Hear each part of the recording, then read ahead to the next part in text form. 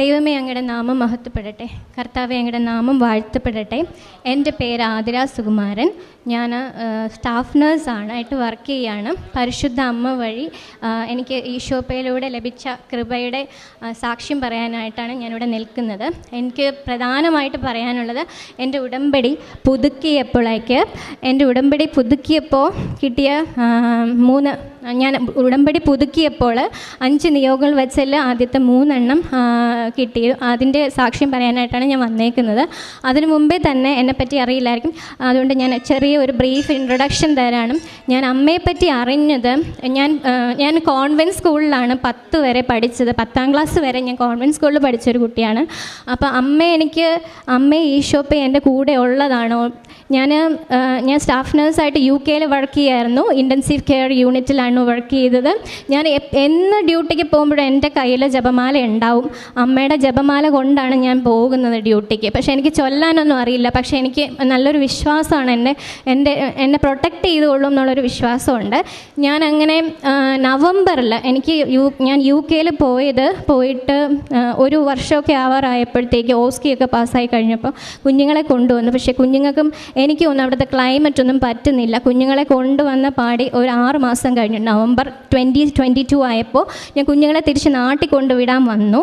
എനിക്ക് കുറച്ച് ഹെൽത്ത് ഇഷ്യൂസൊക്കെ ഉണ്ടായിരുന്നു. അങ്ങനെ നാട്ടിൽ കൊണ്ടുവിടാൻ വന്നു. ഞാൻ പഠിച്ച സ്കൂളിൽ തന്നെ എൻ്റെ മക്കളെ ചേർത്തു. കോൺവെൻറ്റ് സ്കൂളായിരുന്നതുകൊണ്ട് എൻ്റെ സിസ്റ്റേഴ്സാണ്. എൻ്റെ സിസ്റ്ററാണ് എനിക്ക് ആദ്യമായിട്ട് കൃപാസനം പത്രം തന്നത്. എൻ്റെ സിസ്റ്ററിനോട് ഒത്തിരി നന്ദി പറയുന്നു. ഞാൻ അങ്ങനെ പത്രം കിട്ടി. ഞാൻ പോണേൻ്റെ തലേദിവസമാണ് കിട്ടിയത്.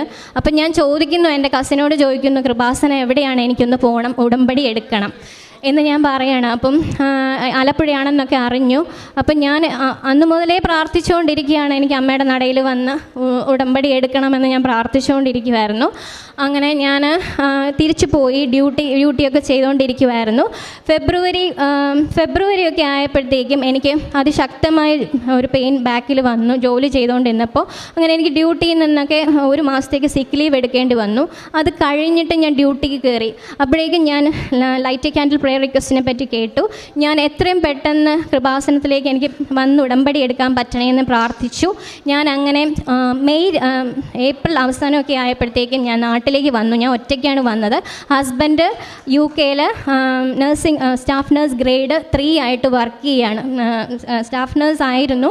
UK വന്നു. മറ്റേ എക്സാം ക്വാളിഫൈ ആയിട്ട് സ്റ്റാഫ് നേഴ്സ് ആയിട്ട് വർക്ക് ചെയ്യാൻ പറ്റുള്ളൂ. അതുകൊണ്ട് ഗ്രേഡ് 3 ആയിട്ട് തന്നെ വർക്ക് ചെയ്യുമായിരുന്നു. അത് പലയിടത്തുമായിട്ടൊക്കെ ജോലി ചെയ്ത് പോകുമായിരുന്നു. അപ്പം അങ്ങനെ ഞാൻ മെയ് ആകുമ്പോഴത്തേക്കും നാട്ടിൽ വന്നു. ഏപ്രിൽ ആകുമ്പോഴത്തേക്ക് ലാസ്റ്റ് ആയപ്പോൾ മെയ് 2-ാം തീയതിയാണ് ഞാനിവിടെ വന്ന് ഉടമ്പടി എടുക്കുന്നത്. അപ്പോൾ എനിക്ക് അറിയില്ല ഉടമ്പടി എന്താണെന്ന്, ഉടമ്പടിയുടെ നിബന്ധനകൾ എന്താണെന്ന് അറിയില്ല. പക്ഷേ ഞാൻ യൂട്യൂബിലെ സാക്ഷ്യങ്ങളെല്ലാം കേൾക്കുമായിരുന്നു. അപ്പോൾ എങ്ങനെയാണ് ഇത് ചെയ്ത്, എങ്ങനെയാണ് ദൈവത്തെ കൂടുതൽ അറിയാൻ സാധിക്കുക, ദൈവസ്നേഹം കൂടുതൽ കിട്ടാൻ സാധിക്കുക എന്നുള്ള ഒരിതിലാണ് ഞാൻ വന്ന് ഉടമ്പടി എടുത്തത്. ആദ്യത്തെ ഉടമ്പടിയിൽ ഞാൻ എല്ലാം ജനറലായിട്ടുള്ള കാര്യങ്ങളായിരുന്നു. എല്ലാവരുടെ ആരോഗ്യം, എല്ലാവരുടെ ഐക്യവും അങ്ങനെയൊക്കെയായിരുന്നു വെച്ചിരുന്നത്. അതിനകത്ത് ഞാൻ പ്രധാനമായി വെച്ചിരുന്നത്, ഞാൻ നഴ്സിംഗ് കഴിഞ്ഞപ്പം തൊട്ടേ എനിക്ക് NCLEX RN USA എക്സാം പാസ്സാവണമെന്നൊരു വലിയ ആഗ്രഹം ഉണ്ടായിരുന്നു. കല്യാണം കഴിച്ചു വിട്ടത് ഹസ്ബൻഡിൻ്റെ ബ്രദർ USA ഷിക്കാഗോയിലാണ്. അപ്പോൾ ഞങ്ങൾക്ക് വേണ്ടി ഓൾറെഡി ഫയൽ ചെയ്തിട്ടുണ്ട്. അപ്പോൾ എന്തെങ്കിലും ഒരിക്കൽ എനിക്ക് അവിടെ എത്തിപ്പെടാൻ പറ്റും എന്നെനിക്ക് ഒരു വിശ്വാസമുണ്ട്. അപ്പോൾ അതുകൊണ്ട് എനിക്ക് എക്സാം എഴുതി പാസ്സായാലേ പോകാൻ പറ്റുള്ളൂ. മാത്രമല്ല UK ക്ലൈമറ്റുമായിട്ട് എനിക്ക് ഒത്തുപോകാനായിട്ട് സാധിക്കുന്നില്ലായിരുന്നു. അങ്ങനെ ഞാൻ സെപ്റ്റംബർ 2022 പ്രോസസ്സിങ് തുടങ്ങിയത്. എൻ്റെ പ്രോസസ്സിങ് ഒന്നും മൂവ് ആകുന്നില്ലായിരുന്നു. എന്ന് വെച്ച് കഴിഞ്ഞാൽ ഈ NCLEX RN എക്സാമിന് ഡേറ്റ് എടുക്കുന്നവർക്ക് അറിയാം, 6 മാസമാണ് അതിൻ്റെ പ്രോസസ്സിങ് ടൈം. എൻ്റെത് സെപ്റ്റംബർ കഴിഞ്ഞ് ഫെബ്രുവരി മാർച്ച് ആയിട്ടും എൻ്റെ ഇതിന് ഒരു അനക്കവുമില്ല.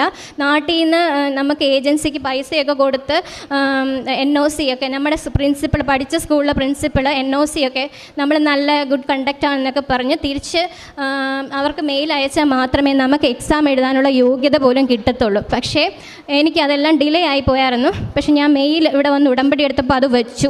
ഇവിടെ വന്ന് ഉടമ്പടി എടുത്തു, ആ നിയോഗം വെച്ചു. ആദ്യത്തെ ഞായറാഴ്ചയുള്ള ഞാൻ ഉടമ്പടി ധ്യാനം കൂടി റെയിൽവേ സ്റ്റേഷനിൽ ഇരിക്കുമ്പോൾ എനിക്ക് എൻ്റെ കസിൻ വഴി എനിക്ക് അതെല്ലാം എൻ്റെ പ്രിൻസിപ്പളിനെ ചെന്ന് കാണാൻ, എൻ്റെ cousin Amrita institute of medical സയൻസിൽ പഠിക്കുകയാണ്. ഞാൻ അവിടെയാണ് നഴ്സിംഗ് പഠിച്ചത്. അപ്പോൾ അവിടെ നിന്ന് എനിക്ക് എൻ്റെ പ്രിൻസിപ്പളിനെ കാണാനായിട്ടൊരു അനുവാദം അനുവാദം കൊടുക്കുകയും പെട്ടെന്ന് എനിക്ക് ക്ലിയറായി, ഞാൻ നിൻ്റെ എല്ലാം ഗുഡാണെന്ന് പറഞ്ഞൊരു മെയിൽ അവർക്ക് തിരിച്ച് അമേരിക്കയിലേക്ക് അയക്കുകയും അങ്ങനെ എനിക്ക് എക്സാമിന് ഡേറ്റ് എടുക്കാനുള്ള യോഗ്യത ATT എന്ന് പറയും, ഓതറൈസേഷൻ ടു ടേക്ക് ടെസ്റ്റ് എന്ന് പറയുന്ന ഒരിത് എനിക്ക് കിട്ടി. അപ്പോൾ അത് ATT വന്നു കഴിഞ്ഞ് കഴിഞ്ഞാൽ നമ്മൾ 6 മാസത്തിനുള്ളിൽ എക്സാം എഴുതണം. അപ്പം ഞാൻ ഈ മെയിൽ വന്ന് ഉടമ്പടി എടുത്തിട്ട് തിരിച്ചു പോവുകയാണ്. എൻ്റെ കുഞ്ഞുങ്ങൾ നാട്ടിലാണ്. ഞാൻ പോകുമ്പോഴത്തേക്കും എൻ്റെ കൂടെ ഞാൻ ഉടമ്പടി വസ്തുക്കളെല്ലാം എൻ്റെ കൂടെ ഉണ്ടായിരുന്നു. കാശ് രൂപ ഞാൻ എൻ്റെ താലി മാലയിലാണ് ഞാൻ ഇട്ടിരുന്നത്.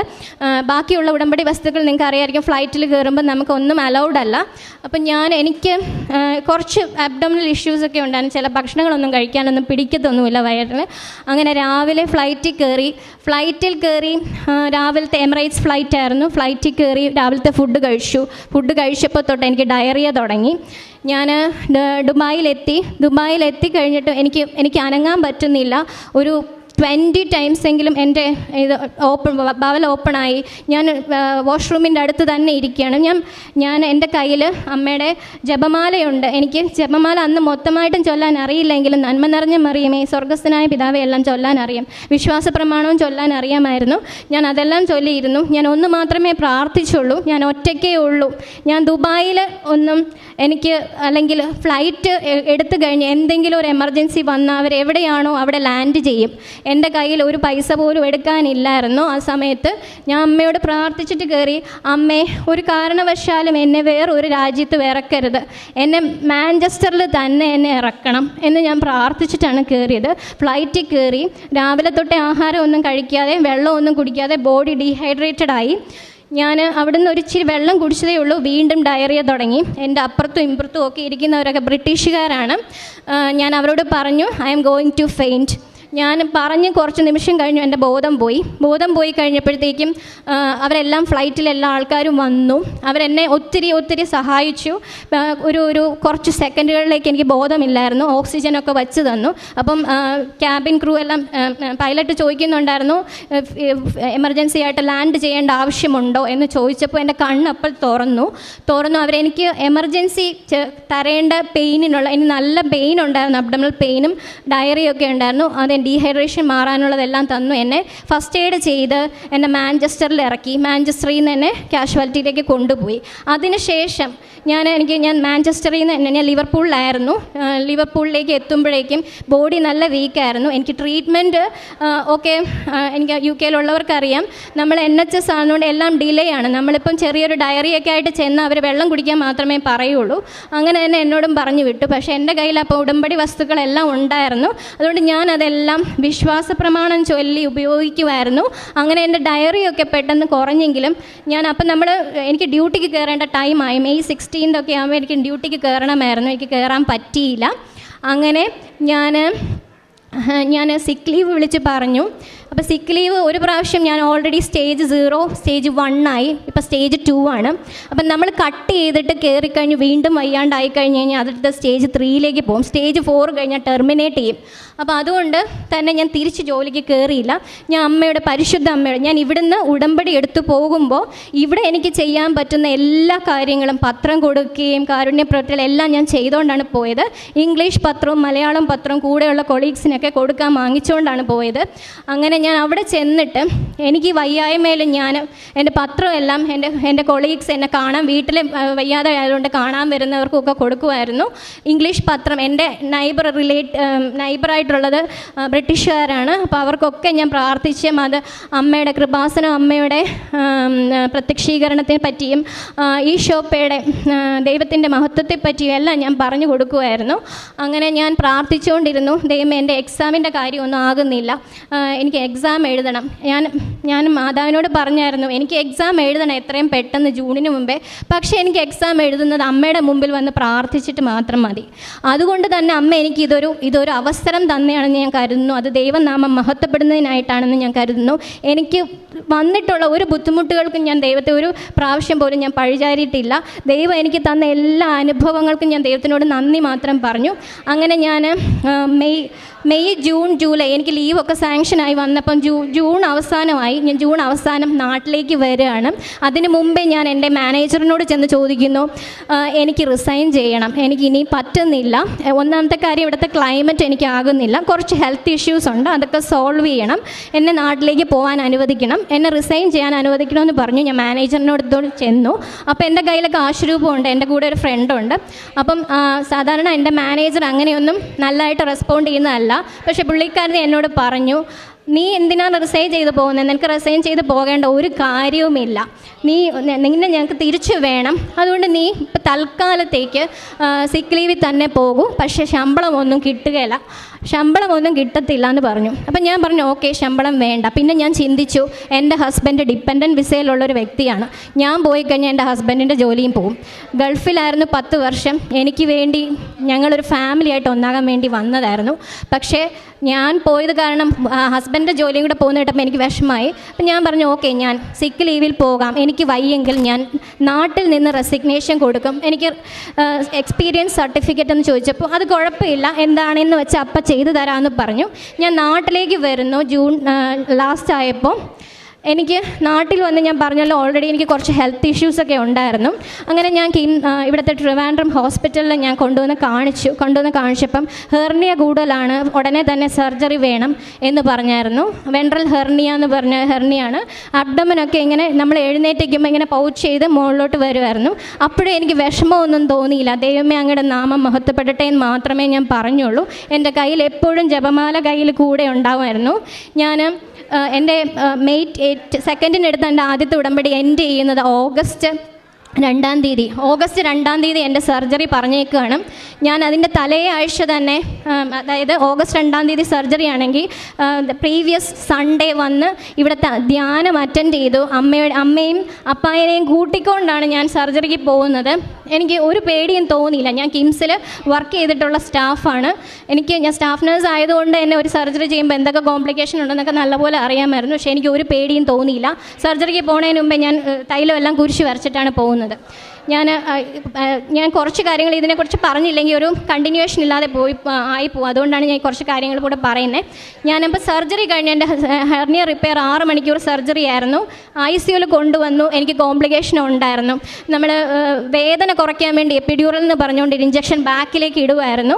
ആ ഇഞ്ചക്ഷൻ പോയി കുറേ നേരം കഴിഞ്ഞപ്പോൾ എൻ്റെ കാൽ അനങ്ങുന്നില്ല. എനിക്കറിയാം, ഞാൻ എൻ്റെ ICUവിൽ കൈകാര്യം ചെയ്യുന്നതായതുകൊണ്ട് എപ്പിഡ്യൂറൽ എൻ്റെ കോംപ്ലിക്കേഷൻ എന്താണെന്ന് എനിക്ക് നല്ലോണം അറിയാം. ഞാൻ അവിടെ നിൽക്കുന്ന സ്റ്റാഫിനോടൊക്കെ പറയുന്നുണ്ട്, എനിക്ക് അതിശക്തമായ വേദനയുണ്ട്, എൻ്റെ ഹാർട്ട് റേറ്റ് കൂടുന്നുണ്ട്, എനിക്ക് ഓക്സിജൻ എനിക്ക് ശ്വാസം കിട്ടുന്നില്ല, അങ്ങനെയൊക്കെയുള്ള ബുദ്ധിമുട്ടുണ്ട്. പക്ഷേ ഞാൻ എൻ്റെ മനസ്സിൽ അപ്പോഴും ഞാൻ പ്രാർത്ഥിച്ചുകൊണ്ട് കിടന്നു, ദൈവമേ അങ്ങയുടെ നാമം മഹത്വപ്പെടട്ടെ, കർത്താവേ അങ്ങയുടെ നാമം വാഴ്ത്തപ്പെടട്ടെ. ഇത് 2 വാക്ക് പറയാനുള്ള ഇത് മാത്രമേ എനിക്ക് ഉണ്ടായിരുന്നുള്ളൂ. നല്ല പെയിൻ ഉണ്ടായിരുന്നു. അപ്പോഴേക്കും ഡോക്ടർ വന്ന് വേദന കൂടുതലാണെന്ന് കണ്ടു. ഡോക്ടർ പൊക്കോണ്ടിരുന്ന ഇഞ്ചക്ഷൻ കുറച്ചുകൂടെ കൂട്ടി വെച്ചു.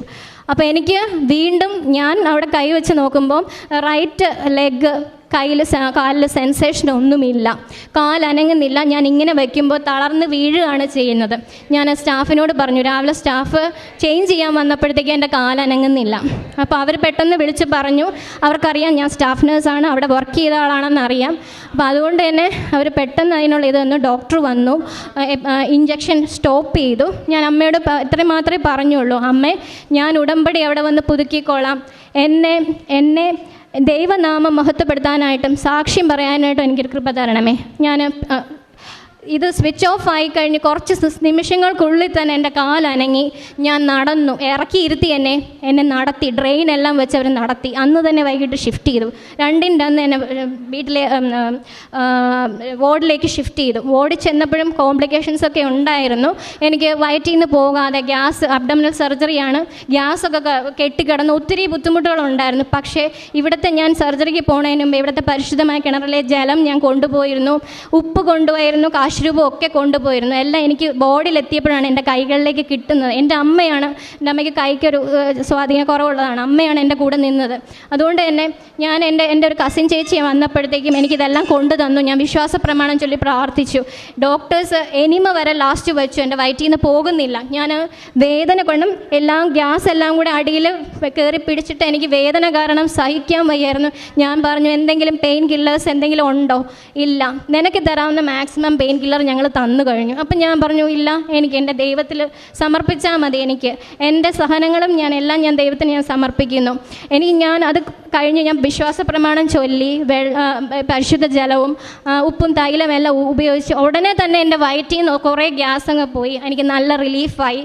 ഞാൻ പിന്നെ എൻ്റെ എല്ലാ പഴയതെല്ലാം ഞാൻ ചെയ്യാൻ തുടങ്ങി. അങ്ങനെ കുറച്ച് വിത്തിൻ ഒരു 2-3 ഡേയ്സിനുള്ളിൽ എന്നെ ഡിസ്ചാർജാക്കി വിടുകയും ചെയ്തു. ഞാൻ വീട്ടിൽ വന്നതിന് ശേഷം എനിക്ക് അറിയാനുള്ള സർജറി കഴിഞ്ഞു, പെയിൻ ഉണ്ട്, 2 കുഞ്ഞു മക്കളുണ്ട്, ഹസ്ബൻഡ് UK അപ്പം ഞാൻ ഈ എക്സാമിൻ്റെ ഇതിങ്ങനെ പൊയ്ക്കൊണ്ടിരിക്കുകയാണ്. അപ്പം ഞാൻ ഹോസ്പിറ്റലിലായിരിക്കുമ്പോൾ എനിക്ക് ഇൻ്റർവ്യൂ കോൾ വരികയാണ്. എനിക്ക് എങ്ങനെ അറ്റൻഡ് ചെയ്യണമെന്നൊന്നും അറിയില്ല ഞാൻ, പക്ഷേ എന്നാലും അറ്റൻഡ് ചെയ്തു. അമേരിക്കയിൽ നിന്ന് കോൾ വരികയാണ്. നമ്മൾ കട്ട് ചെയ്ത് കഴിഞ്ഞാൽ വീണ്ടും $1 അടയ്ക്കേണ്ടി വരും.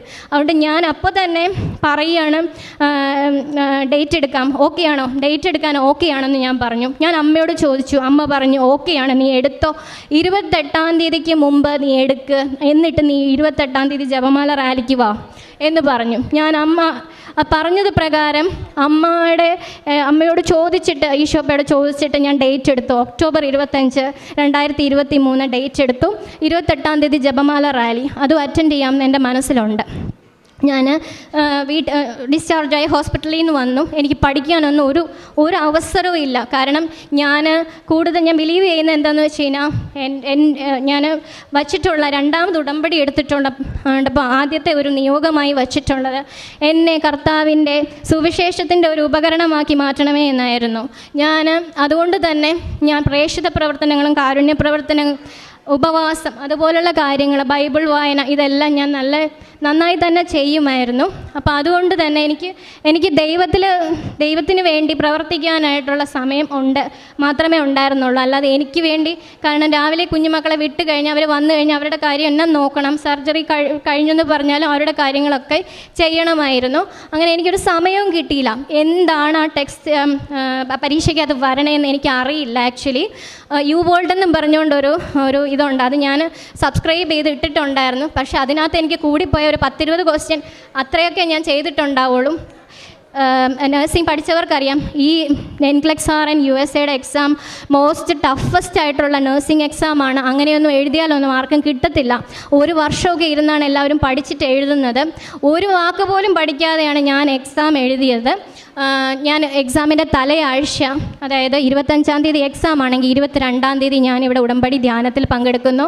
ഞാൻ ഉടമ്പടി ധ്യാനത്തിൽ പങ്കെടുക്കുമ്പോൾ എല്ലാ പ്രാവശ്യവും അച്ഛൻ ഓരോരുത്തരുടെ രോഗത്തെ പറ്റിയൊക്കെ പറയുമ്പോൾ ഞാനും വിചാരിക്കും, ദൈവമേ എന്നെ എന്തെങ്കിലും ഒരു പ്രാവശ്യം പറയുമോ, എൻ്റെ കാര്യം ഇന്ന് എക്സാമിനെ ഒന്ന് പറ്റി പറയുമോ എന്ന് ഞാനിങ്ങനെ വിചാരിച്ചുകൊണ്ടിരിക്കുമ്പോൾ അച്ഛൻ എന്നെ പറ്റി ഒന്നും പറയുന്നില്ല.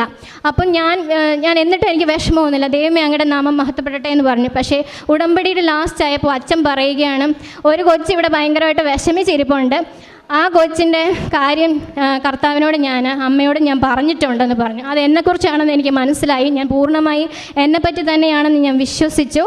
അങ്ങനെ 23-ാം തീയതി, ഒക്ടോബർ 23-ാം തീയതി ഞാൻ ട്രെയിൻ കയറുകയാണ്. എൻ്റെ അച്ഛനും എൻ്റെ കസിനുമാണ് വരുന്നത്. 2 പേരും കൂടെയാണ് ഞാൻ ഇവിടെ വെച്ച് പ്രാർത്ഥിച്ചുകൊണ്ട് പോവുകയാണ്. അമ്മേ, ഞാൻ ഇവിടുന്ന് പത്രമൊക്കെ മേടിച്ചിരുന്നു, കന്നഡ പത്രമൊക്കെ മേടിച്ചിരുന്നു, ഇംഗ്ലീഷ് പത്രമൊക്കെ മേടിച്ചിരുന്നു. അമ്മേ, എനിക്ക് ലാൽബാഗ് അറിയില്ല, എവിടെയാണെന്നൊന്നും എനിക്കറിയില്ല, ഞാൻ സെർച്ച് ചെയ്തിട്ടൊന്നുമില്ല. അവിടെ ചെന്ന് ഞാൻ നോക്കും, എനിക്ക് ഒന്നും അറിയത്തില്ല. അപ്പം ഞാൻ ഇവിടുന്ന് പ്രാർത്ഥിച്ചുകൊണ്ട് പോകുന്ന ഞാൻ എവിടെയായിരുന്നാലും എൻ്റെ ഹോട്ടലിൻ്റെ അടുത്ത് എനിക്ക് പരിശുദ്ധ അമ്മയും കൂടെ ഉള്ള ഒരു പള്ളി എനിക്ക് പ്രാർത്ഥിക്കാനായിട്ട് തരണമേ എന്ന് പ്രാർത്ഥിച്ചു. അമ്മ എൻ്റെ വിളി കേട്ടു. ഞാൻ പിറ്റേ ദിവസം മോർണിംഗ് ആയപ്പോഴത്തേക്കും ബാംഗ്ലൂരിൽ എത്തുന്നു. ഞങ്ങൾ ടെസ്റ്റ് സെൻ്ററൊക്കെ പോയി കണ്ടുപിടിച്ചിട്ട് അതിൻ്റെ അടുത്ത് തന്നെ ഒരു ഹോട്ടൽ എടുക്കുകയാണ്. ഞാൻ ഹോട്ടലിൻ്റെ അടുത്ത് ഒന്നും കാണുന്നൊന്നുമില്ല. ഞാൻ ഹോട്ടലിലേക്ക് പോയപ്പോൾ ഹോട്ടലിലെ ആളാണെങ്കിൽ നല്ല റേറ്റ് കൂട്ടിയൊക്കെ പറഞ്ഞു. ഞാൻ അമ്മയെ പറഞ്ഞു, എനിക്ക് അത്രയും ഞങ്ങൾക്ക് കൊടുക്കാനുള്ള ഇതില്ല എന്ന് പറഞ്ഞു. അപ്പോൾ പുള്ളിക്കാരൻ തന്നെ തിരിച്ചിങ്ങോട്ട് വന്ന് പറഞ്ഞു, നിങ്ങൾ എത്ര രൂപയ്ക്ക് തന്നാൽ മതി, നിങ്ങൾ വന്നോളൂ എന്ന് പറഞ്ഞു. പരിശുദ്ധ അമ്മ എന്നെ അവിടെയും അനുഗ്രഹിച്ചു. അമ്മ ഈശോപ്പെ എന്നെ അവിടെ അനുഗ്രഹിച്ചു. ഞാൻ അങ്ങനെ ഹോട്ടലിലേക്ക് പോവാണ്. ഹോട്ടലിലേക്ക് പോകുമ്പോൾ ഞാൻ എന്നിട്ട് ഗൂഗിളിൽ സെർച്ച് ചെയ്ത് നോക്കുകയാണ് ഏത് പള്ളിയാണ് ഇതിൻ്റെ അടുത്തുള്ളത്. ഞാൻ നോക്കുമ്പോൾ ഇതിൻ്റെ തൊട്ടടുത്ത് ഇവിടെ ഹോട്ടലാണെങ്കിൽ റോഡ് ഇവിടെയാണ്, അപ്പുറത്ത് സെൻറ്റ് തെരേസാസ് ചർച്ച്. എനിക്ക് ഒത്തിരി സന്തോഷമായി. ഞാൻ ഫോട്ടോ എടുത്തു, മാപ്പ് എടുത്തു, എല്ലാം എടുത്ത് നോക്കി എന്തൊക്കെയാണ് അമ്മയുടെ ഇത്. അപ്പം വേളാങ്കണ്ണി മാതാവിൻ്റെ ആ ഒരു ഇതാണ് അവിടെ വെച്ചിട്ടുള്ളത്. അതുപോലത്തെ ഇതാണ്. അമ്മ സാരിയൊക്കെ കൊടുത്ത് നല്ലൊരു ഇതാണ് വെച്ചിട്ട്. അമ്മയും തിരുകുമാരനും ഉണ്ണീശോയാണ് അവിടെ ഉള്ളത്. ഞാൻ അവിടെ വൈകുന്നേരം ആവും, അവിടുത്തെ ആൾക്കാർ വരുന്നതിന് മുമ്പേ തന്നെ ഞാൻ പള്ളിയിലെത്തി. ഞാൻ അവിടെ നിന്ന് ജപമാല എത്തിച്ചുകൊണ്ടിരുന്നു.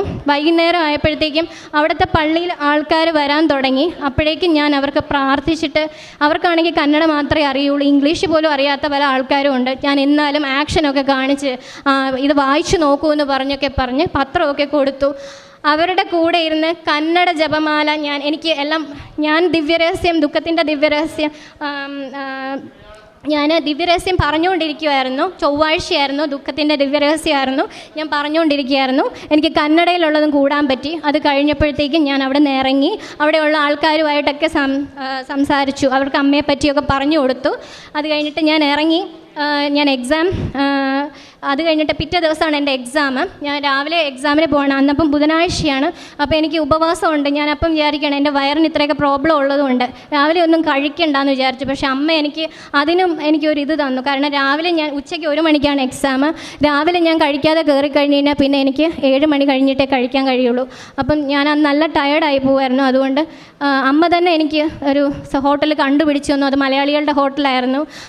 എനിക്ക് ആഹാരം കഴിച്ചു. ഞാൻ അത് കഴിഞ്ഞിട്ട് എക്സാമിന് പോവുകയാണ്. എക്സാമിന് 1 മണിക്കാണ് എൻ്റെ ട്രെയിൻ ബാക്കിലേക്ക് തിരിച്ചുള്ള ട്രെയിൻ ബുക്ക് ചെയ്തേക്കുന്നത്. 8:10 ട്രെയിൻ എടുക്കും. അപ്പോൾ എങ്ങനെ പോലെ നിങ്ങൾക്കറിയാം, ബാംഗ്ലൂർ ഒരു ഭയങ്കര ട്രാഫിക്കുള്ള സിറ്റിയാണ്. നമ്മൾ എത്താനായിട്ട് വഴുകും. 5 മണിക്കൂർ എക്സാം. 1 മണിക്ക് സ്റ്റാർട്ട് ചെയ്താലും ഞാൻ തീരത്തില്ല. 150 ക്വസ്റ്റ്യനാണ് NCLEX RN ക്വസ്റ്റ്യൻ വരുന്നത്. കമ്പ്യൂട്ടറാണ് ഡിസൈഡ് ചെയ്യുന്ന ഒരാൾ ജയിക്കണോ തോക്കണോ എന്നുള്ളത്. നമ്മൾ 150 അറ്റൻഡ് ചെയ്താലും നമ്മൾ ജയിക്കുമോ തോക്കുമോ എന്ന് അറിയത്തില്ല. നമ്മൾ 70 അറ്റൻഡ് ചെയ്താലും നമ്മൾ ജയിക്കുമോ തോക്കുമോ എന്ന് അറിയത്തില്ല. അപ്പോൾ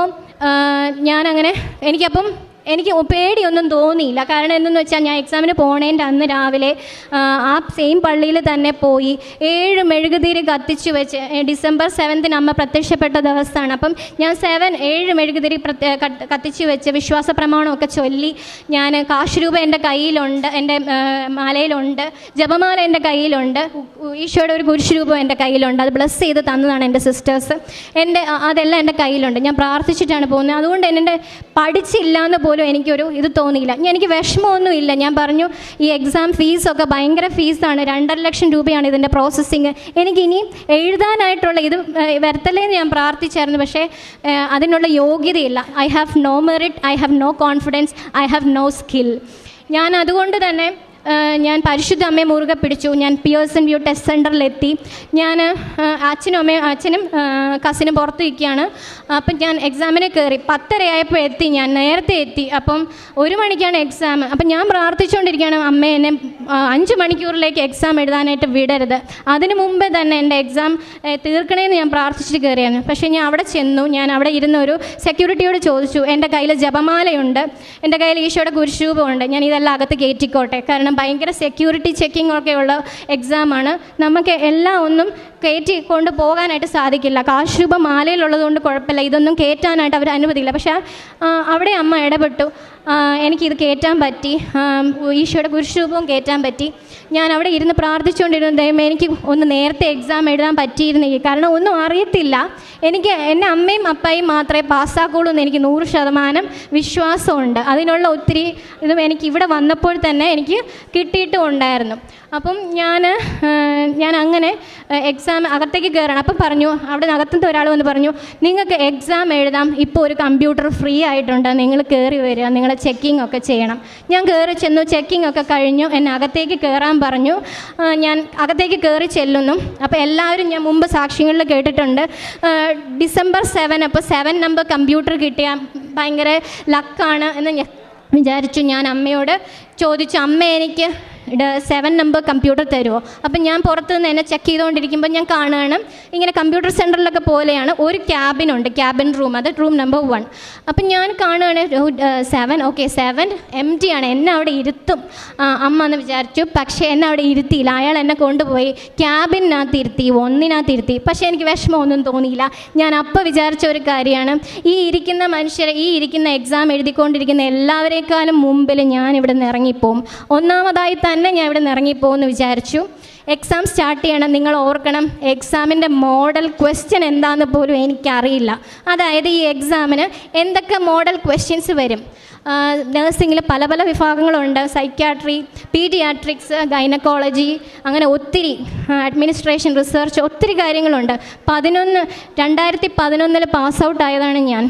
എനിക്കപ്പം ഞാൻ അന്ന് മുതൽ ഞാൻ ഇൻറ്റൻസീവ് കെയർ യൂണിറ്റാണ്. അപ്പം അഡൾട്ട് നഴ്സിംഗ് ആണ് എനിക്ക് കൂടുതലും എനിക്ക് വശമുള്ളത്. എനിക്ക് അതുപോലും ഡയറക്റ്റായിട്ടുള്ള ക്വസ്റ്റ്യൻ ഒന്നും ഇല്ലാത്തൊരു ഭയങ്കര ടഫായിട്ട് ഏപ്രിലിൽ എക്സാം പാറ്റേൺ തന്നെ മാറ്റി. അതുകൊണ്ട് എനിക്ക് അതിനെപ്പറ്റി യാതൊരു അറിവുമില്ല. അപ്പം ഞാൻ എന്നിട്ട് ക്വസ്റ്റ്യൻ നമ്പർ 1 തൊട്ട് തുടങ്ങുകയാണ്. സൈക്യാട്രിയിലെ ക്വസ്റ്റ്യൻ വന്നു. ഓരോരോ ക്വസ്റ്റ്യൻ വരുമ്പോഴും സൈക്യാട്രിയിലെ ക്വസ്റ്റ്യൻ തന്നെ വീണ്ടും വീണ്ടും ചോദിച്ചുകൊണ്ടപ്പോൾ എനിക്ക് തോന്നുന്നു സൈക്യാട്രിയിലെ ക്വസ്റ്റ്യൻ മൊത്തം ഞാൻ തെറ്റാണ് മാർക്ക് ചെയ്തത്. പക്ഷേ എന്നോട് മനസ്സിലിരുന്ന് ഞാൻ ആരോ പറയുന്നുണ്ട്, നീ ഈ മാർക്ക് ചെയ്തതല്ല ശരി, നീ ഇപ്പുറത്തോട്ട് മാർക്ക് ചെയ്യുക. അങ്ങനെ ഞാൻ ഓരോ ക്വസ്റ്റ്യനും മാർക്ക് ചെയ്തു. ഓരോ ക്വസ്റ്റ്യനും പരിശുദ്ധ അമ്മയുടെ മാധ്യസ്ഥല ഈശോപ്പയുടെ കരങ്ങളിലേക്ക്, സ്വർഗത്തിലെ ദൈവത്തിൻ്റെ കരങ്ങളിലേക്ക് ഞാൻ ക്വസ്റ്റ്യനും ആൻസറും സമർപ്പിച്ചു. ഇത് നിങ്ങൾ തന്നെ കറക്റ്റ് ചെയ്യണം, കമ്പ്യൂട്ടർ അല്ല കറക്റ്റ് ചെയ്യേണ്ടതെന്ന് പറഞ്ഞു. അങ്ങനെ കൊടുത്തു. എൻ്റെ കയ്യിൽ കാശ് രൂപമുണ്ട്, അതുപോലെ തന്നെ ജപമാലയുണ്ട്, കുരിശ് രൂപമുണ്ട്. ഞാൻ ഓരോ ക്വസ്റ്റ്യനും വിശ്വാസ പ്രമാണം മൊത്തം ചൊല്ലി തീർക്കാനുള്ള സമയമില്ലാത്തതുകൊണ്ട് ഞാൻ വചനം പറഞ്ഞു.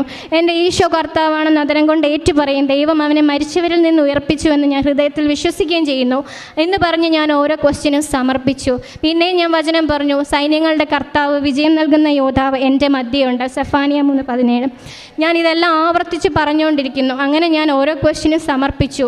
സാധാരണ ഒരു 70-80 ക്വസ്റ്റ്യൻസ് ആണ് ഇപ്പോഴത്തെ പുതിയ പാറ്റേൺ അനുസരിച്ച്. എനിക്കതും അറിയില്ല. 80 ക്വസ്റ്റ്യൻസ് ആണ് കഴിയുമ്പോൾ കമ്പ്യൂട്ടർ ഓഫായി കഴിഞ്ഞ് കഴിഞ്ഞു എന്നുള്ളതാണെന്നൊക്കെയാണ് അറിയുന്നത്. എൻ്റെ 80 കഴിഞ്ഞ് 81 ക്വസ്റ്റ്യൻ വന്നു, 82, 83, 84. ഇടയ്ക്ക് ബ്രേക്ക് ചോദിച്ചു, ഞാൻ കട്ട് ചെയ്തു. കാരണം നേരത്തെ പോകണമെന്നുള്ള ഒരു ഇതുകൊണ്ട് ഞാൻ ബ്രേക്കെല്ലാം കട്ട് ചെയ്തു. അമ്മയോട് പറഞ്ഞു, അമ്മ എനിക്ക് ക്ഷീണം തോന്നുന്നു, എനിക്ക് 90 ക്വസ്റ്റ്യൻ 90 ക്വസ്റ്റ്യനിൽ കൂടുതൽ എനിക്ക് തരല്ലേ അമ്മേ. 85ാമത്തെ ക്വസ്റ്റ്യനിലാണ് ഞാനത് പറയുന്നത്. 85ാമത്തെ ക്വസ്റ്റ്യനിൽ ഞാൻ പറഞ്ഞു, എനിക്കറിയാം എൻ്റെ അമ്മ എൻ്റെ ഇടതുവശത്ത് എൻ്റെ കൈ പിടിച്ചിട്ടുണ്ട്, എൻ്റെ അപ്പ എൻ്റെ വലത് ഈശോപ്പയുടെ വലത് കരം എൻ്റെ കൈകൾ പിടിച്ചിട്ടുണ്ട്. അതുകൊണ്ട് എനിക്കറിയാം അമ്മ എവിടെയുണ്ട്, എനിക്കറിയാം അപ്പ എവിടെയുണ്ട്. എൻ്റെ ക്വസ്റ്റ്യൻ എന്നെ 85 കൂടുതൽ എന്നെ എഴുതാൻ അനുവദിക്കരുതേ എന്ന് ഞാൻ പ്രാർത്ഥിച്ചുകൊണ്ടിരുന്നു. 85 കഴിഞ്ഞ് ഞാൻ 90-നകത്തെങ്കിലും നിൽക്കണേന്ന് പ്രാർത്ഥിച്ചുകൊണ്ടിരിക്കുകയും എൻ്റെ കമ്പ്യൂട്ടർ ഷട്ട് ഡൗൺ ആയി. അയ്യോ, അപ്പോൾ എനിക്ക് പേടിയായി. അയ്യോ, എന്ത് ചെയ്യും? എനിക്കറിയത്തില്ല കമ്പ്യൂട്ടർ ഷട്ട് ഡൗൺ ചെയ്താൽ എന്താണ് പ്രോസസ്സെന്ന് കൂടി എനിക്കറിയത്തില്ല. കുറച്ചുകൂടെ കഴിഞ്ഞ് സ്ക്രീനിൽ എഴുതി കാണിക്കുകയാണ്, your exam NCLEX-RN is completed. അപ്പോഴേ എനിക്കറിയാമായിരുന്നു ഞാൻ പാസ്സായി. അമ്മ എന്നെ പാസ്സാക്കി. കാരണം അമ്മ എൻ്റെ അടുത്തുണ്ടായിരുന്നു. ഞാൻ 90-നകത്ത് നിൽക്കണമെന്ന് പറഞ്ഞതേ ഉള്ളൂ. പക്ഷേ ഞാൻ പറഞ്ഞു നാക്കെടുത്തുടനെ എൻ്റെ കമ്പ്യൂട്ടർ ഷട്ട് ഡൗൺ ആവുകയാണ്. അതുകൊണ്ട് ഞാൻ പുറത്തേക്ക് ഇറങ്ങി. ഞാൻ അച്ഛനും അമ്മ കസിനെയൊക്കെ വിളിച്ചു, അച്ഛൻ ഞാൻ പാസ്സായി. അതെങ്ങനെ നീ പാസ്സായി? അല്ല, എൻ്റെ അമ്മ എൻ്റെ കൂടെ ഉണ്ടായിരുന്നു, എൻ്റെ അപ്പ എൻ്റെ കൂടെ ഉണ്ടായിരുന്നു, ഞാൻ പാസ്സായി. എനിക്കറിയാം ഞാൻ പാസ്സായി. അത് എൻ്റെ കഴിവ് കൊണ്ടല്ല, എൻ്റെ 1% പോലും മെറിറ്റില്ല, 0-ലും താഴെ മെറിറ്റിലാണ് ഞാൻ. ഒരു മെറിറ്റും ഇല്ല, എനിക്ക് കോൺഫിഡൻസും ഇല്ല. പക്ഷേ ദൈവം എൻ്റെ കൂടെയുണ്ട്, ദൈവത്തിൻ്റെ നാമം ഞാൻ മഹത്വപ്പെടുത്തുമെന്ന് പറഞ്ഞു. അത് കഴിഞ്ഞ് ഞാൻ തിരിച്ച് നാട്ടിലേക്ക് വരുന്നു. ജപമാല റാലിയാണ്. അപ്പോൾ അതിനിടയ്ക്ക് കുറച്ച് കാര്യം പറഞ്ഞോട്ടെ. അപ്പോൾ ഞാൻ എൻ്റെ ഹെൽത്ത് ഇഷ്യൂസൊക്കെ ആയിട്ട് ഇങ്ങനെ പോവുകയാണ്. അപ്പോഴേക്കും ഞാൻ എക്സാം എഴുതാൻ പോണതിൻ്റെ അന്ന് എൻ്റെ മാനേജറിൻ്റെ മെയിൽ വരികയാണ്, നിനക്കിങ്ങനെ ഡ്യൂട്ടി ഇട്ടിട്ടുണ്ട് ഈ മാസം അവസാനം. ഹെർണിയ റിപ്പയർ മേജർ സർജറി കഴിഞ്ഞ ഞാനാണ്. അതുകൊണ്ട് എനിക്ക് ആരോഗ്യം പൂർണ്ണമായി റീക്കവർ ആയില്ല. ഹെവി ഡ്യൂട്ടിയാണ് ICUവിൽ. അപ്പം എൻ്റെ ഹസ്ബൻഡ് പറഞ്ഞു, നീ വരണ്ട തിരിച്ച്. അപ്പം ഞാൻ പറഞ്ഞു, ഞാൻ വന്നില്ലെങ്കിൽ അനുപേട്ടൻ്റെ ഹസ്ബൻഡിൻ്റെ ജോലിയും പോകുമെന്ന് പറഞ്ഞു. അപ്പോൾ അനുപേട്ടൻ പറഞ്ഞു, സാരമില്ല. അപ്പം ഞാനും പറഞ്ഞു, സാരമില്ല, നമ്മൾ ഉടമ്പടി എടുത്തിട്ടില്ലേ, നമ്മൾ പിന്നെ ആരെ പേടിക്കണം, ഒരു നേരത്തെ ആഹാരത്തിനുള്ള വക ദൈവം നമുക്ക് തരും എന്ന് ഞാൻ ഉറച്ചു വിശ്വസിച്ചു. അങ്ങനെ ഞാൻ റെസിഗ്നേഷൻ കൊടുക്കുകയാണ് പോണതിന് മുമ്പേ. അവർ അക്സെപ്റ്റ് ചെയ്തു. റെസിഗ്നേഷൻ കൊടുക്കുമ്പോഴും ഞാൻ പ്രാർത്ഥിച്ചിട്ടാണ് കൊടുക്കുന്നത്. അമ്മയുടെ മാധ്യസ്ഥയിൽ ഈശോയുടെ കരങ്ങളിലേക്ക് ഏൽപ്പിച്ചു. ഞാൻ ലൈറ്റ് ക്യാൻഡിൽ പ്രെയർ റിക്വസ്റ്റ് ഇട്ടു. കാരണം റെസിഗ്നേഷൻ കൊടുക്കുമ്പോൾ എനിക്കറിയില്ല, എനിക്ക് ഒക്ടോബർ 23 വരെയുള്ള എക്സ്പീരിയൻസ് ഞാൻ വീട്ടിലിരുന്നുകൊണ്ട് എനിക്ക് എക്സ്പീരിയൻസ് സർട്ടിഫിക്കറ്റ് അയച്ചു തരുമെന്നൊന്നും എനിക്ക് അറിയില്ലായിരുന്നു. ഞാൻ റെസിഗ്നേഷൻ കൊടുത്തു. ഞാൻ പ്രാർത്ഥിച്ചു അവർ തിരിച്ചെതിർപ്പൊന്നും പറയാതെ അക്സെപ്റ്റ് ചെയ്യണേന്ന്. എൻ്റെ അവസ്ഥ അവർ മനസ്സിലാക്കി, അവർ അക്സെപ്റ്റ് ചെയ്തു. അപ്പം അങ്ങനെയാണ് ഞാൻ പോകുന്നത്. അപ്പം ഞാൻ തിരിച്ച് നാട്ടിലെ എക്സാമൊക്കെ കഴിഞ്ഞിട്ട് വരുമ്പോൾ ഞാൻ അമ്മയോട് പ്രാർത്ഥിക്കുകയാണ്, അമ്മേ എൻ്റെ ഹസ്ബൻഡിന് എനിക്ക് ഒരു 6 മാസത്തോളമായി ഞങ്ങളിങ്ങനെ ചോദിക്കുന്നു. എൻ്റെ ഹെൽത്ത് പ്രോബ്ലംസ് ഉള്ളത് കൊണ്ട് തന്നെ ഹസ്ബൻഡിൻ്റെ വിസ വർക്ക് വിസ ആക്കാൻ പറ്റുമെന്ന് അവർ തരില്ല എന്ന് എന്നെ മാനേജേഴ്സ് പറഞ്ഞുകൊണ്ടിരിക്കുകയായിരുന്നു. പക്ഷേ ഞാനിവിടെ ലൈറ്റ് ക്യാൻഡിൽ പ്രെയർ റിക്വസ്റ്റ് ഇട്ട് പ്രാർത്ഥിച്ചായിരുന്നു എൻ്റെ ഹസ്ബൻഡിന് വർക്ക് വിസ കൊടുക്കണമെന്ന്. ഹസ്ബൻഡും പ്രാർത്ഥിക്കുമായിരുന്നു. ഞങ്ങൾ ഹിന്ദുസാണ്. പക്ഷേ ഹസ്ബൻഡിൻ്റെ കയ്യിൽ ജപമാലയുണ്ട്. ഹസ്ബൻഡ് ഞാൻ വിശ്വാസ പ്രമാണമൊക്കെ അയച്ചു കൊടുത്തിട്ടുണ്ട്. ഹസ്ബൻഡ് പ്രാർത്ഥിക്കുമായിരുന്നു. അങ്ങനെ ഹസ്ബൻഡ് ഞാൻ 28-ാം തീയതി ജപമാല റാലിക്ക് വരുന്നതിന് മുമ്പേ എൻ്റെ ഹസ്ബൻഡിൻ്റെ COS വരണമെന്ന് പ്രാർത്ഥിച്ചു. അതിന് 2 ദിവസം മുമ്പേ ഹസ്ബൻഡ് എന്നോട് പറയുകയാണ്, മാനേജർ പറഞ്ഞു HR ചോദിക്കാൻ. ഞാൻ പറഞ്ഞു പരിശുദ്ധ അമ്മ പറഞ്ഞതാണ്, മാനേജർ അല്ല. HR ചോദിക്കൂ എന്ന് പറഞ്ഞു. HR ചോദിച്ചപ്പോൾ അവർ ഓക്കെയാണ് വിസ തരാൻ. അപ്പോൾ ഓക്കെ ശരി. അപ്പോൾ COS വിത്തിൻ 2 days എനിക്ക് എൻ്റെ ഹസ്ബൻഡിന് COS വന്നു. ഞാൻ ജപമാല റാലിക്ക് പോകാൻ വൈകുന്നേരം ഇറങ്ങുന്നതിന് മുമ്പ് എനിക്ക് COS എൻ്റെ ഹസ്ബൻഡ് എനിക്ക് സെൻഡ് ചെയ്ത് തരികയാണ്. പരിശുദ്ധ അമ്മയ്ക്കും തിരുകുമാരനും കോടാനുകൂടി നന്ദി അതിന്. ഞാൻ എന്നിട്ട് COS കണ്ടു, സന്തോഷത്തിലാണ് ഇറങ്ങുന്നത്. ഞാൻ ജപമാല റാലിക്ക് പോയി വന്നു. ഞാൻ പറഞ്ഞു ഞാൻ സർജറി കഴിഞ്ഞാണ് ഇവിടെ വരുന്നത്. ഞാൻ റെയിൽവേ സ്റ്റേഷനിൽ വരുമ്പോൾ ഉള്ള ഒരു ചെറിയ അനുഭവം പറയട്ടെ. ഞാൻ അവിടെ റെയിൽവേ സ്റ്റേഷനിൽ എത്തുമ്പോഴത്തേക്കും ഓട്ടോയൊന്നും ഉണ്ടായിരുന്നില്ല. അങ്ങനെ എനിക്ക് കിട്ടിയ അനുഗ്രഹത്തിനെല്ലാം ഞാൻ ദൈവത്തിനോട് നന്ദി പറയുന്നു. എൻ്റെ ഹസ്ബൻഡ് രണ്ടാമത്തെ ഒരു നിയോഗം, ഹസ്ബൻഡിൻ്റെ IELTS ആണ് ഞാൻ വച്ചിരുന്നത്. ഹസ്ബൻഡിന് IELTS എഴുതാതെ തന്നെ COSും വിസയും എല്ലാം കിട്ടി. പരിശുദ്ധ അമ്മയ്ക്കും തിരുകുമാരനും കോടാനുകൂടി നന്ദി പറയുന്നു. ഞാൻ ചെയ്ത പ്രാർത്ഥനയും കാരുണ്യ പ്രവൃത്തികളും പറയാം. ഞാൻ എല്ലാ ദിവസവും 2-2:30 മണിയാകുമ്പോഴത്തേക്ക് എഴുന്നേക്കും. ഞാൻ മോർണിംഗ് പ്രത്യക്ഷീകരണ പ്രാർത്ഥന ചൊല്ലും. ബൈബിൾ 1 മണിക്കൂർ വായിക്കുമായിരുന്നു. ബൈബിൾ 1 മണിക്കൂർ വായിക്കുമായിരുന്നു. ഞാൻ അത് കഴിഞ്ഞിട്ട് ഞാൻ സാക്ഷ്യം കേൾക്കുമായിരുന്നു. അത് കഴിഞ്ഞ് പിള്ളേരുടെ കാര്യമെല്ലാം കഴിഞ്ഞിട്ട് ഞാൻ പ്രേക്ഷിത പ്രവർത്തനം ചെയ്യാൻ വേണ്ടി പോകുമായിരുന്നു. മെഡിക്കൽ കോളേജിൽ ചെന്ന് പത്രമൊക്കെ കൊടുക്കുമായിരുന്നു. ആദ്യമൊക്കെ പത്രം കൊടുക്കുമ്പോൾ എനിക്ക് നല്ലതുപോലെ എനിക്ക് നെഗറ്റീവായിട്ടുള്ള ഇതൊക്കെ കിട്ടിയിട്ടുണ്ട്. അടിക്കാൻ വരുമെന്നൊക്കെ പറഞ്ഞിട്ടൊക്കെ ഉണ്ട്. പക്ഷേ എല്ലാവർക്കും വേണ്ടി പ്രാർത്ഥിച്ച് പത്രം കൊടുക്കാൻ മാത്രമേ എനിക്ക് കഴിഞ്ഞിട്ടുള്ളൂ. എല്ലാവരിലും ദൈവത്തെ കണ്ടു കൊടുക്കാനാണ് എനിക്ക് കഴിഞ്ഞത്. അതുകൊണ്ടെല്ലാം കാരുണ്യ പ്രവൃത്തികൾ, ചോറ് മേടിച്ച് കൊടുക്കുക. എൻ്റെ വീട്ടിൽ വെച്ചുകൊണ്ട് പോകാനുള്ള സാഹചര്യം ഇല്ലാത്തതുകൊണ്ട് ഞാൻ ചോറ് മേടിച്ച് കൊടുക്കുമായിരുന്നു. മാത്രമല്ല അവിടെ ഇരിക്കുന്നവരോട് എന്താ വേണ്ടിയെന്ന്, ചോറല്ലാതെ വേറെ എന്താ വേണ്ടിയെന്നൊക്കെ മേടിച്ച് ഞാൻ എല്ലാം വിശ്വാസ പ്രമാണം ചൊല്ലി പ്രാർത്ഥിച്ചാണ് കൊടുത്തുകൊണ്ടിരുന്നത്. പത്രം കൊടുക്കുമ്പോഴും വചനം എഴുതി പ്രത്യക്ഷീകരണ പ്രാർത്ഥന ഫോട്ടോസ്റ്റാറ്റ് എടുത്ത് വെച്ച് ദൈവത്തിൻ്റെ നാമം മഹത്വപ്പെടുത്തിക്കൊണ്ടായിരുന്നു ഞാൻ കൊടുത്തുകൊണ്ടിരുന്നത്. 10-11 കേട്ട മലയാളം പത്രമൊക്കെ ഞാൻ ഇവിടെ നിന്ന് വാങ്ങിച്ചുകൊണ്ട് പോയിട്ടുണ്ട്. പിന്നെ അല്ലാതെ കുറച്ച് ഇംഗ്ലീഷും തമിഴും എല്ലാം മേടിച്ച് വെച്ചിട്ടുണ്ട്. കാരണം ഇപ്പം കൊടുക്കാൻ പോകുമ്പം മലയാളം അറിഞ്ഞൂടാത്ത ആൾക്കാർ തമിഴ് മാത്രം അറിയാമെന്നുണ്ടെങ്കിൽ അവർക്ക് അങ്ങനെ കൊടുക്കുമായിരുന്നു. പിന്നെ ഉപവാസം എടുക്കുമായിരുന്നു. വെനസ്ഡേയും സാറ്റർഡേ ഉപവാസം എടുക്കുമായിരുന്നു. പിന്നെ അതുപോലെ തന്നെ ക്ലോത്ത് ഡൊണേറ്റ് ചെയ്യുമായിരുന്നു. പിന്നെ അല്ലാതെ ക്യാഷായിട്ടും സഹായങ്ങളൊക്കെ ചെയ്യുമായിരുന്നു. എൻ്റെ മുമ്പിൽ ആര് വിഷമമായിട്ട് വന്നാലും ദൈവത്തെ മുൻനിർത്തി ദൈവത്തെ കണ്ടുകൊണ്ട് സഹായം ചെയ്യുവാനുള്ള കൃപ എനിക്ക് ലഭിച്ചു. എനിക്ക് കുറച്ച് ദേഷ്യത്തിൻ്റെ കാര്യം, കുറച്ചൊരു ദേഷ്യം, കുഞ്ഞ് ദേഷ്യമുണ്ട്. അത് പിള്ളേർ ഭയങ്കരമായിട്ട് ഇതാവുമ്പോഴും മാത്രമേ ഉള്ളൂ. അല്ലാതെ ദേഷ്യമൊന്നും എനിക്ക് വരാറേ ഇല്ല. എല്ലാവരോടും സ്നേഹത്തിൽ മാത്രമേ പെരുമാറുള്ളൂ. ജപമാല പ്രാർത്ഥിക്കും. വൈകുന്നേരം ആകുമ്പോൾ ജപമാല എത്തിക്കും. എല്ലാ ദിവസവും അവൻ്റെ ഡേയുടെ അനുസരിച്ച് ഉള്ള ദിവ്യരഹസ്യം ഞാൻ ചൊല്ലിയാണ് എല്ലാവർക്കും വേണ്ടി, ഇവിടുത്തെ അച്ഛനും എല്ലാവർക്കും വേണ്ടിയിട്ട് പ്രാർത്ഥിച്ച് ലോകസമാധാനത്തിനും എല്ലാം വേണ്ടി പ്രാർത്ഥിച്ചാണ് ഞാൻ ജപമാല എത്തിച്ചുകൊണ്ടിരുന്നത്. എനിക്ക് ഇത്രയും എൻ്റെ 3 നിയോഗങ്ങളാണ്. എൻ്റെ ഹസ്ബൻഡിൻ്റെ 3ാമത്തെ നിയോഗം IELTS പാസ്സാവുക എന്നായിരുന്നു. പക്ഷേ എൻ്റെ ഹസ്ബൻഡിന് IELTS ഇല്ലാതെ തന്നെ അമ്മ വിസ അടിച്ചു കൊടുത്തു. അപ്പോൾ അതുകൊണ്ട് IELTS ഇനി ആവശ്യമില്ല. അതും അമ്മയുടെ ഇടപെടൽ. പെർമനൻറ്റ് വിസ, COS വിസയും BRP കാർഡ് ഇന്നലെ എൻ്റെ ഹസ്ബൻഡിനെ റിസീവ് ചെയ്തു. എൻ്റെ അമ്മ, എൻ്റെ പരിശുദ്ധ അമ്മ കൃപാസനം പ്രസാദപര മാതാവ് ഈശോയുടെ കരങ്ങളിലൂടെ എനിക്ക് വാങ്ങിച്ചു തന്ന ഇത്രയും, ഇതൊന്നുമല്ല, ഒത്തിരി ഉണ്ട്, പറയാൻ സമയമില്ലാത്തത് കൊണ്ട് മാത്രം ഞാൻ ചുരുക്കുകയാണ്. എനിക്ക് തന്ന എല്ലാ അനുഗ്രഹങ്ങൾക്കും കൃപകൾക്കും എന്നെ നിത്യത്തിലേക്ക് അടുപ്പിച്ച എല്ലാ ദൈവാനുഭവങ്ങൾക്കും ദൈവത്തിനോട് ഞാൻ നന്ദി പറയുന്നു. ദൈവമേ നന്ദി, ദൈവമേ സ്തുതി, ദൈവമേ നന്ദി, ദൈവമേ സ്തുതി. Praise the lord. Ave Maria. എനിക്ക് ഇഷ്ടമുള്ളവനിൽ ഞാൻ പ്രസാദിക്കും, എനിക്കിഷ്ടമുള്ളവനോട് ഞാൻ കരുണ കാണിക്കും. പുറപ്പാടിൻ്റെ പുസ്തകം 33-ാം അധ്യായം 19-ാം തിരുവചനമാണ്. ഈശോ ഇഷ്ടപ്പെടുന്ന വ്യക്തികളാകുമ്പോൾ ആകാനാണ് ഉടമ്പടി നമ്മെ ഒരുക്കുന്നത്. അങ്ങനെ ഈശോ ഇഷ്ടപ്പെടുന്ന വ്യക്തികളാകുമ്പോൾ നമുക്കും സ്നേഹത്തോടെ ഇഷ്ടത്തോടെ വന്ന് ഈശോയെ മഹത്വപ്പെടുത്തുവാൻ ഈ മകളുടെ ജീവിതത്തിൽ എപ്പോഴും പറഞ്ഞുകൊണ്ടിരുന്നത്, ദൈവമേ അങ്ങയുടെ നാമം മഹത്വപ്പെടുത്തണമേ.